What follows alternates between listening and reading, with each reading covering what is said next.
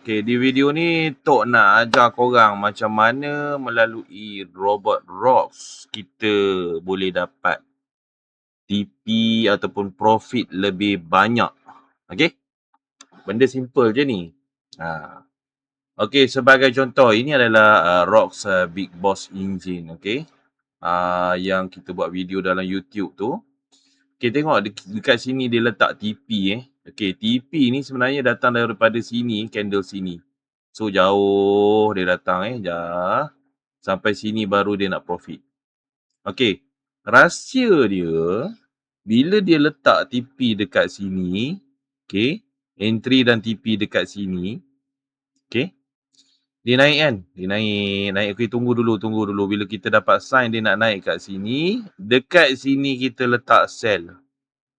Faham? Di sini kita letak sell. Ni berapa punya jauh ni? Okay, yang ini yang kita akan makan besar. Okay, selalunya pengguna robot rocks, dia memang dah tahu dah perangai robot rocks ni. Dia bukannya letak dekat sini, kan? Lepas tu terus makan kat sini. Dia bukan perangai macam tu. Kalau yang perangai macam ni, selalunya perangai need fast. Ini perangai need fast. Dia letak kat sini, dia terus makan. Dia laju Okey. Yang ini kita panggil entry terancang. Entry terancang ni selalunya ada pada hunter. Okey, selalunya ada pada hunter.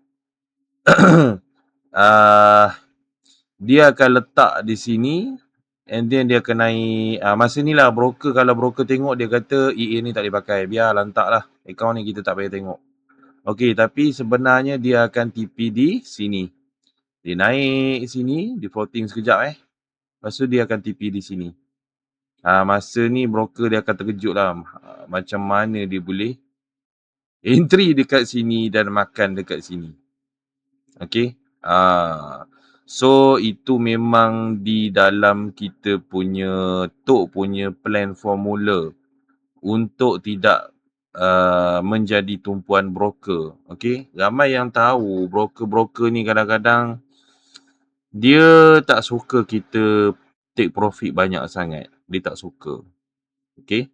So di dalam cara permainan menggunakan rocks robot ni, bila dia TP dekat sini, okay, kan dia floating kan, floating sampai dekat sini. Dekat sini korang letak sell. Jangan risau, ini memang akan kena, jangan risau.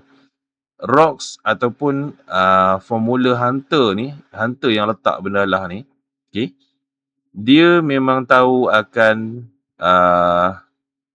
candle akan turun sell ke sampai ke sini. Cuma mungkin dia lambat. Sebab itu memang planning kita pun. Kita nak bagi orang leka dulu. Okay. So hunter memang tactical dia macam tu. Taktik dia macam tu. So bila sampai kat sini you klik sell dan dia akan turun dan akan TP di sini. Letak entry di sini. Klik dekat sini manual mode. Okay. Manual mode. Dan tembak lebih kurang 5 entry dekat sini. Dan bila dia turun, letakkan line TP yang warna merah ni dekat sini betul-betul. Okay. Letak dekat ni lah. Line entry warna hijau ni. Okay. Dia punya TP warna merah tu letak betul-betul dekat line TP sini. So bila dia kena, korang akan dapat yang banyak ni dan juga yang sikit ni. Okay. Kita nak jelaskan. Tengok kat sini. Orang tengok. Alamak. Macam waste ruang Macam kita macam banyak buang ruang. Robot rocks ni macam banyak buang ruang lah kan. Dia buat kat sini. Sini kan banyak ruang ni. Sini kan boleh sell dan turun kan. Sini boleh sell dan turun. Why? Okay. Yang pertama, ini hunter punya kerja memang tactical dia macam tu. Untuk mengalihkan perhatian broker daripada tengok kita. Okay. Yang kedua, untuk memberi keuntungan lebih di sini bila kita buat manual sendiri dekat sini. Faham? Dekat sini nanti kalau kita buat live, siapa yang tengok live, dia letak TP sell sini, jangan hesitate bila dia naik, awak letak sell kat sini dan TP line warna merah tu awak letak di sini. InsyaAllah memang akan profit dan profit tu besar. Ada customer kita dia main 0.01. Bila jadi macam ni, dia letak sini sell, dia buat apa tahu? 0.05.